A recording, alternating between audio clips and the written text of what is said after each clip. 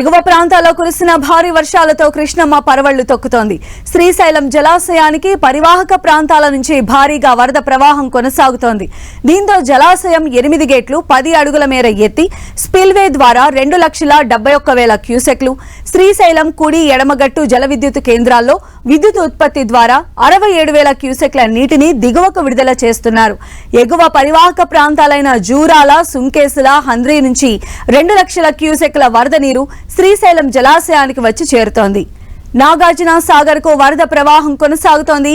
దీంతో సాగర్ 24కు క్రస్ట్ గేట్లను ఎత్తి 2,48,000 క్యూసెక్లు, విద్యుత్ ఉత్పత్తి ద్వారా 28,298 క్యూసెక్లు, కాలువల ద్వారా 5,000 క్యూసెక్ల నీటిని దిగువకు విడుదల చేస్తున్నారు.